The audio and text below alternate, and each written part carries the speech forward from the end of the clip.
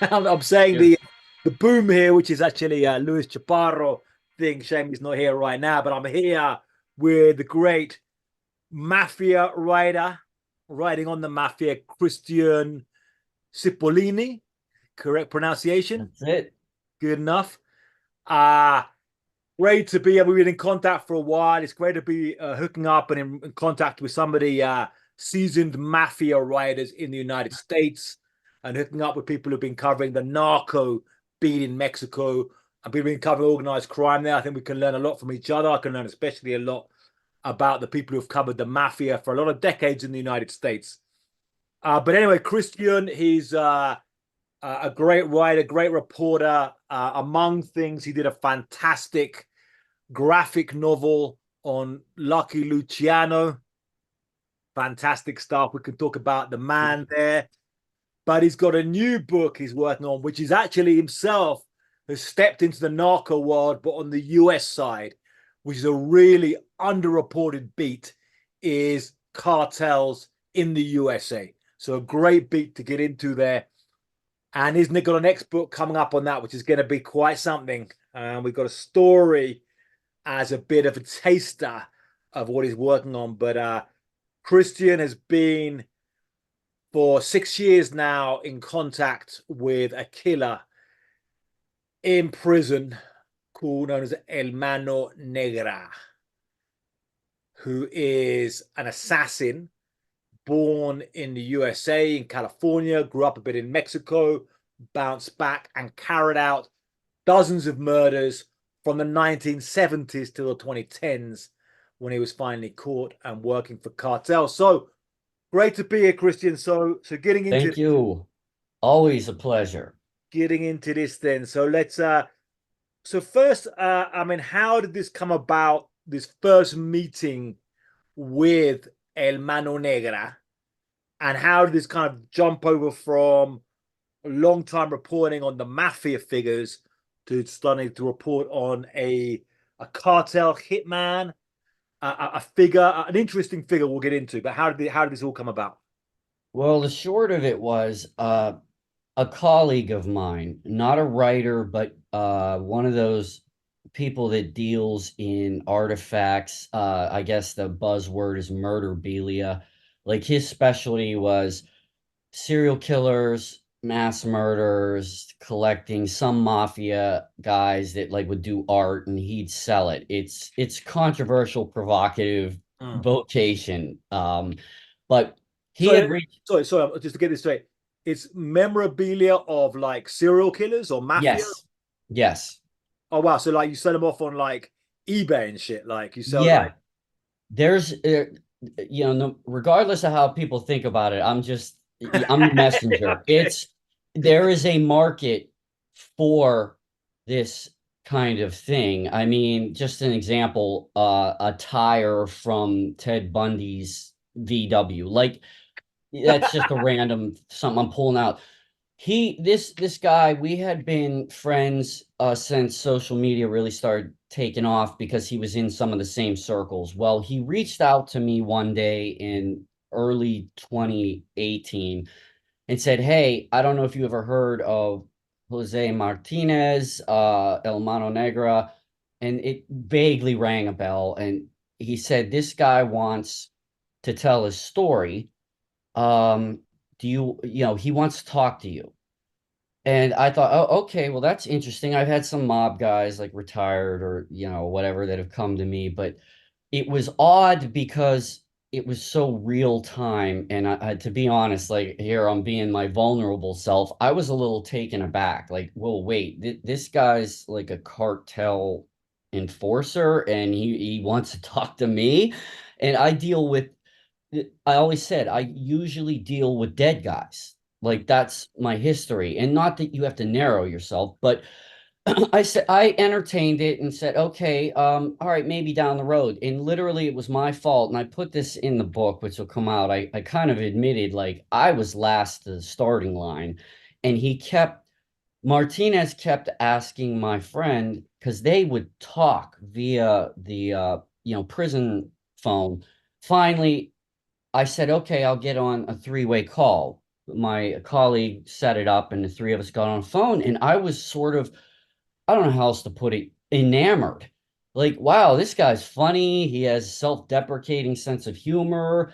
I got it. He wants to tell his story. You know, a lot of these guys don't want to tell their story, but they do, as long as you're careful.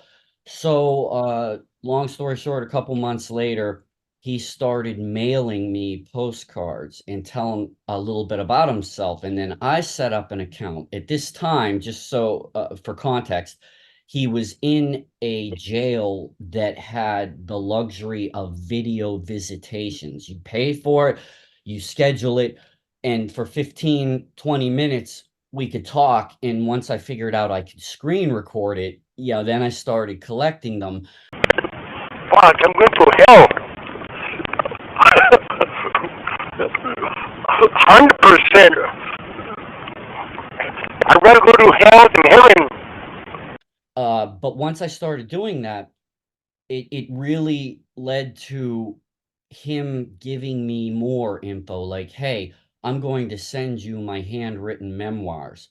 And we're talking hundreds of pages, like this guy wrote while he was in jail, of his whole history. And once police reports, everything starts coming to my mailbox. And then I was like, yes, yes, I'll write this story. I don't know how I'm going to do it at the time, but the guy was fascinating if his story was true. Okay. So this is the bridge into this incredible story. Now we've got an installment of this story you can check out on crashoutmedia.com. That's www.crashoutmedia.com. We've got a story there, which is a kind of summary of some of the most crazy stuff we're going to talk about with that you found out. With the book's coming forward, check it out. There'll be a link below. And I always get a lot of comments with these, like, where's the story? So listen again. Story is on www.crashoutmedia.com. Christian Cipollini's story on El Mano Negra, and a little taster of his 6 years of talking and in communication with this serial cartel killer. But just tell people a quick summary, like an abridged version. Who the hell is this guy? What is he? Who is he? Okay, El Mano Negra was raised, as Yon said, raised mostly in the United States, part of his childhood in Mexico. He was around drug dealing in Central Valley, California as a young man. His older half sister was suspected murdered and left in the desert, and he decided as a teenager to avenge her death, and that was his first taste of killing. 2 years later, 1980, he was a professional, essentially, because in the migrant camps, he had met a few people. One of them in the late 70s, early 80s, had early cartel connections. And voila, he managed to carry off this career until 2013 with only a few minor interruptions in it. So there's a whole social commentary to be had of how did he get away with this for so long. But essentially, his job was a cartel enforcer, debt collector, which also involved the violence. Obviously, that was part of it. So in 2013, short story, he gets caught for one of these murders, and he decides to repent, if you will.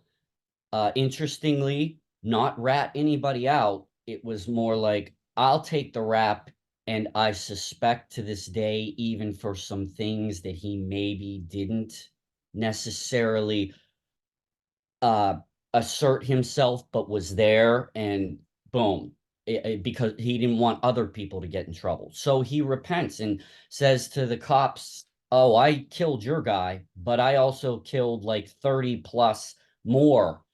And you can just imagine the cops being like, whoa. So in 2013, it hits the news but it was brief. It was serial killer caught from California. And then the story kind of died down, which also ties into the social commentary. Why did it? And that's how I recalled, once I started talking to him, I'm like, wait, I wrote about you once, real briefly, in a list of hitmen years ago, but his story disappeared for a long time. That's what the so we've got. I mean, this is a part of the big debate about cartels in Mexico. We've had the cartel war down here with hundreds of thousands of deaths, and the US kind of being immune from the cartel violence. Right. But some of it, and it has, there's no comparison. It's night and day. The cartels in the USA don't like to leave too many bodies, which puts heat on their activities. However, there are these things, and I wasn't really aware of this story until you came to me with this. So I wasn't really like up on this, like, oh, some serial killer. I don't know. It's not a serial killer. It's not a Ted Bundy, just who's like just raping women and killing women. It's somebody who's doing hits for money. Now, the biggest, maybe his biggest payday, and to give people a taste of what the kind of stuff he did, which they wanted the death penalty for, was a double murder in Florida. So, and that's a very classic cartel drug related murder. So talk us through that. What happened in Florida that led to the Florida prosecutors wanting the death penalty for this guy? In 2006, El Mano Negra is called by his boss, who at the time was based in California, and said, hey, we have a problem in Central Florida. You need to go meet so-and-so, get out there. And the key is, and this is very key, the takeaway, this part, retrieve the money. 10 kilos of coke were stolen from a connected dealer who sold to other dealers in those kind of quantities in a home invasion that the dealer suspected. Kind of odd that one of his customers called that very day, asked how much he had on hand, and then masked gunmen come in and take the drugs. So El Mano Negra gets on a plane, goes there, and interviews the guy who was the victim and said, oh, who did this? Who do you think did it? Goes through the whole story. And then they conducted surveillance on the main suspect. And in typical cartel, like out of Miami Vice, but real life kind of thing, they surveil this guy and then they lure him because he has a day job as a masonry kind of company. Hey, I need you to come do some work on property I bought. Lure him in. Ends up in what was unusual, as you pointed out. This case actually netted the money plus what I would call interest, and they got away with it. Except this time, he killed the two guys. It wasn't just, okay, collect the money, beat them up, let them know. It was, no, these guys have done this before, or at least they suspected. They'd probably do it again in their view, not mine. But so they ended up killing him, but it was almost out of anger too. Jose was pretty much given the option, like, if you can get the money, cool, we'll go from there. But he decided in the last minute, all right, and now I'm going to shoot the two of them in the back of the one guy's truck. So it was like a brutal ending out of a burst of anger too. But what's the matter? No, the two bodies that are found, and he leaves DNA. Oh, sorry, or leaves fingerprints. DNA. No, you were right. It was one cigarette with DNA. Oh, it was not fingerprints. It was DNA on the cigarette. Okay, so DNA on the cigarette butt in a can of Mountain Dew. Yes. At the scene, which they will eventually trace back, but he will not go to court for this. I mean, he won't be put at the murder for 7 years, and won't go to court until 13 years after. So what's kind of amazing is that he gets away with this killing. Like his first murder he commits in something like 1978. Right. And his last killing is 2013. So he Right. gets away with this for 35 years. Yep. 35 years of getting away with this. How do you think he does it? How come how does he slip through the system? And in the United States, when generally you have, and this is during heavy policing times, during the 80s, during the 90s, all of these different periods, he goes through and he's dropping bodies. How does he get away with it? I think there's a lot of variables in the equation. But I will tell you, because I've asked him multiple times over the years, point blank, how the hell did you get away with this in the elevator pitch? Give me that. Because they, being all his victims, were Mexicans. Okay, pause on that. Follow up. Okay, I think I know what you mean, but explain. Well, and this is his words, because most 99.9% of them were Mexicans, mostly undocumented. It was not an importance in all the crime that was taking place either in Central California or the various states he was in. And for the going to various states, if he would go to Chicago, nobody knows who he is. He's using an alias, has a fake license plate, fake driver's license. He does the job, leaves the bodies, and immediately goes back to California. It sounds like, well, can't they track this down? Apparently not. And again, the social commentary part, not to get into this debate here, but it is something to be said of that. He believes he got away with it largely because his victims were usually other drug dealers who owed money. I should point this out, the other reason he would kill someone is if they were a suspected rapist or child molester. He was very against that. Apparently, a lot of his compadres were similar thinking. He would kill them, and even if they could identify who it was, that took a lot of work, and there were other issues. So again, take that for what it is. His view is it's because those cases didn't matter as much. Now, just to kick back on that a bit, there was this one white American victim in Washington State, still a cold case, but something he claims. But also a lot of police officers, a lot of prosecutors are going to kick back on that and go, that's not true. We try and keep our murder rates down. It's all the different police departments. Right. And there is a sense, I think that certainly will be true in certain situations. But there is a sense there still is some good police around in the United States. Sure. And police that were good at kind of solving crimes and stuff. So it's still kind of amazing. One thing about Mexico, so he claims 36 bodies. Yeah, every year. It's funny because it's not funny, but sometimes he'll say to me, he'll call me up, hey, amigo, I totally forgot about this one. And he'll give me in 2010, this guy in LA. Oh, okay, add that to the list.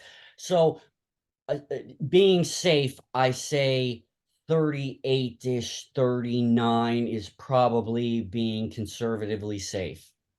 So 38, 39, bodies, in Mexico, this happens. In Honduras, Brazil, this happens because you have these crazy impunity rates. You have things like 1 in 50 murders being solved.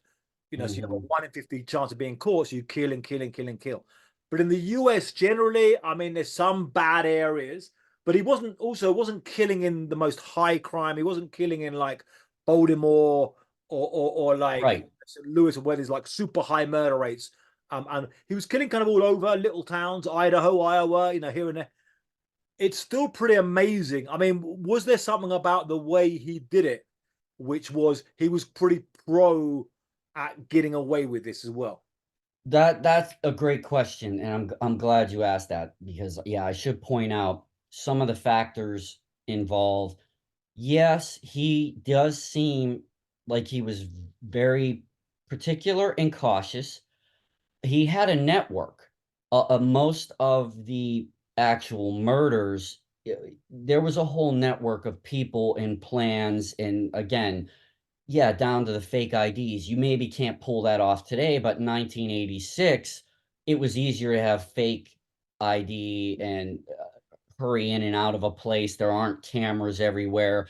So there were a lot of factors.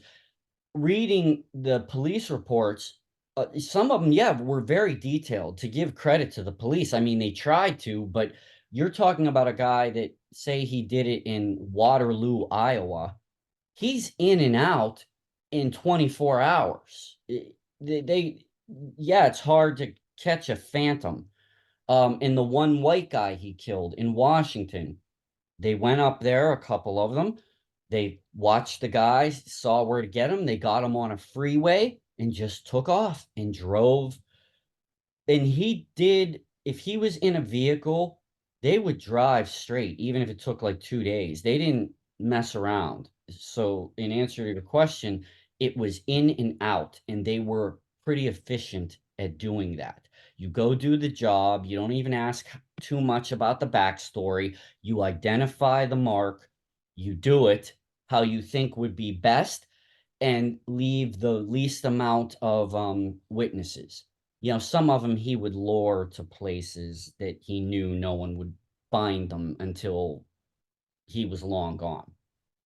And cops did, I should point out real quick, in California, he was certainly suspected and questioned on certain cases, some more than others, but they just didn't have enough because nobody would really rat him out. They didn't make the connection. Jose Martinez is that guy we heard of called El Mano Negra. There were a lot of people that didn't know it was him, or they didn't want to go there. So these ghost people knew the name El Mano Negra, but like, you know, this the Black Hand comes and strikes, but not who he was, which is kind of, that's a kind of crazy thing. Now, what's scary about this is he makes a point. I mean, he kind of shows by this that you can get away with this, and if there's people with the will and the money, you know, there's a real danger of people, you know, these kind of cartel hits increasing, Right. people following in his footsteps. Right. Right. Um, the another takeaway I got from his whole story and keeping in contact with him is what you brought up earlier. In Mexico, in the United States, we have a tendency, in my opinion, to think of drug lords from foreign nations and junkies are here. They forget about the middle section. So you have, like the mafia had, enforcers, debt collectors, and to your point, as Martinez told me and told the police when he confessed, he's like, you know, sometimes if I didn't do the job, believe me, there was another guy that could have come. There was always somebody else who would take me out. So you're caught in this kind of, I don't know, once you get into that life, you're kind of caught in the realm there. Um, so I think maybe, not to get ahead of ourselves, maybe it was a relief. Oh, I get that sense from him when he did confess. Like, okay, I'm done. I put in my time. Okay, so we talk about that confession right now. Okay, so they get him for a murder, and this is a kind of defending family honor. He hears somebody bad mouthing his daughter, Yes. and I mean, describe the scene then. When how does he take out this guy? I learned this about him very early on, even before I read the details in his memoir. Honor is a big thing in the sense that he as a child, I guess, got picked on, and later in court, again, not to give it all away, he was kind of abused in school before he could really speak English well. So he developed a big defense system for anyone bad mouthing. His way of saying it is, someone said something stupid, which I learned means they either said something derogatory or threatened him, one or the other. His daughter, he's with this guy in 2013 that's, you know, friends with the boyfriend, and he's bad mouthing the daughter, or at least Martinez says that's what happened. It made him like, there was no calming. That Jekyll Hyde switched, and he was determined, I'm going to kill him before I leave and go back to California one way or another. And the opportunity, which we won't give it away, happened to present itself. And he did. But yes, that's what got him caught. And he tried to hide, but he was worried the cops were all over his family. And that's when he crossed the border and they were like, we have a warrant on you. And this is true. He actually said, for what? Because he wasn't positive of what one. And then they said Alabama, and he's like quoting him, oh, they got me. Okay, so they get him in Alabama, and they're like, this guy probably won't crack. And this guy goes, yeah, I killed him, and I killed another 36 guys. And here you go. So these guys, now, they said, at one point they go, why did you do all the killing? Why are you confessing now? And he said, it's time. I've got to pay. Now, it kind of sounds like he repented, but my impression from the quotes you got from him and the audios and what I see, he doesn't look repentant. Would you say he's repentant or not? Great question. And again, I'm not a psychiatrist. I just know dealing with people in these vocations, you glean a little bit. And in my opinion, it's those nuances when you're speaking to them, particularly in person, face to face, where you see elements of, I don't want to go so far as to say empathy or guilt, but a little. Yes, largely it's grandiose, as the therapist would say. He's grandiose, like, oh yeah, and that one time I killed this guy. But I know when he was facing the death penalty, as grandiose as he was, as it led up to the trial coming to a close, his demeanor changed. And I don't think he'd be offended by me saying that, because after he called me, and it was like talking almost to an excited child, like wow, I didn't. He actually was a little afraid. Now, does that mean he felt bad for everything he's done? No, maybe not. But there was one case, real quick, where I'll say he's told me, and it was in his writings, he killed a guy, buried him in an orchard. Nobody found him for days. He told me, and it was written out before he even told me, I kind of felt bad for the guy's mom, so I went back and dug him up and dragged him out so that he could find him. Now, that sounds morbid and bizarre, but when you're speaking to him, you realize he actually had that moment of, well, if that happened to me, my mom, wouldn't know where I was and all that. So he, in a warped way, thought he was doing the right thing, I guess. That's... You get a very interesting area now of his mental state. Now, he's not, I think you're saying he's not a traditional psychopath of having no empathy at all, but he is, in a sense, has a certain derangement. And at his defense, he didn't get the death penalty because at the defense, they said this guy was a victim of incest. Mm-hmm. And they had a neurologist saying this actually affected his brain and his nervous system. And he also had brain damage in a motorcycle accident. Right. And they kind of piled on malnutrition, abuse, all this kind of stuff. It kind of makes, in some ways, that makes it more scary to think of this slightly deranged person who not really fully in their functions, killing people. But what was your sense of him as his kind of mental state and how he would flip from that? And you described this kind of nice granddad figure with this kind of funny moustache and kind of chuck with this kind of missing tooth, kind of goofy mark, to that guy who's suddenly like killing these guys and torturing guys and all that kind of stuff. Yeah, it is bizarre to be in the disarming, charming mode where you're talking about favorite foods, how he used to, take his grandkids to the park and things.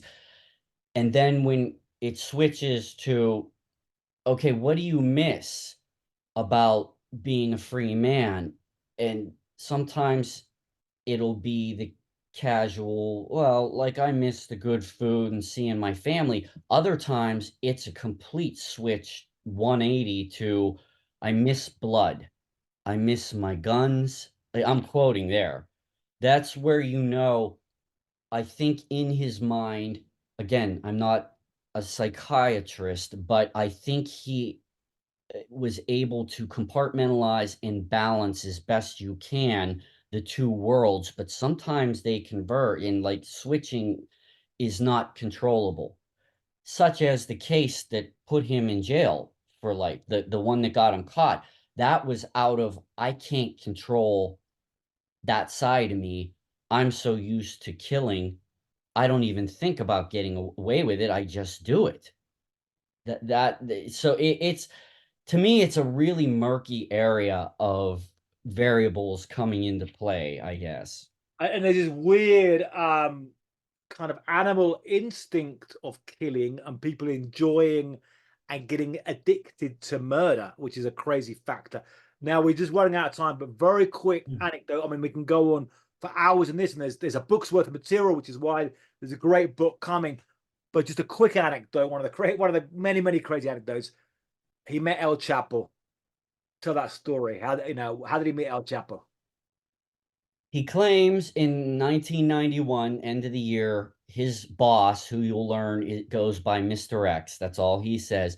The boss calls him and says, "Hey, are you home? Are you home alone? Because I got a special friend that needs to use the restroom and I need to meet with him." Martinez says, "Sure, I'm here. The kids are out or my wife's away." And they came up and he realized, later, who it was he met was Joaquin Guzman. And he excitedly to this day says, "I met him twice. And the first time he used my bathroom. El Chapo used my bathroom."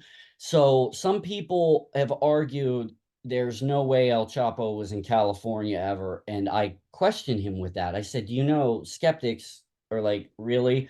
And he gets irritated and he says, "Journalists don't know what the hell they're talking about." He goes, "He wasn't famous then, but he had a lot of money. And yeah, he came to California because he had family and friends here." He said to me recently, El Chapo could go wherever he wanted in 1991. Nobody knew who he was.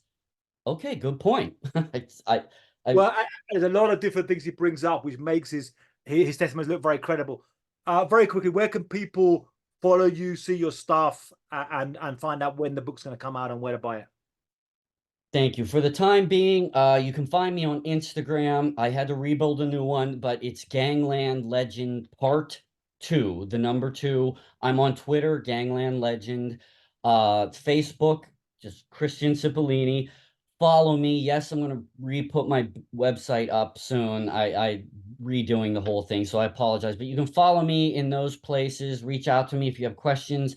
YouTube, go to Yon and of course Crashout Media, because you'll be seeing some cool stuff there. Yep, so that's it. We're gonna have an outro boom, and yeah, check out the story about El Mano Negra and Christian's time talking, trying to understand and tell the story of this guy, because it's important to know about what cartels are doing in the United States. It's not only something in a foreign country for you Americans, it's something happening in the United States. And check out the story on www.crashoutmedia.com. Get a paid subscription if you're feeling this. Support true independent journalism. There's also an option, if you like, for buy me a coffee, if you want to just chip in a cup of coffee to keep us going. And we love you as always. Boom outro.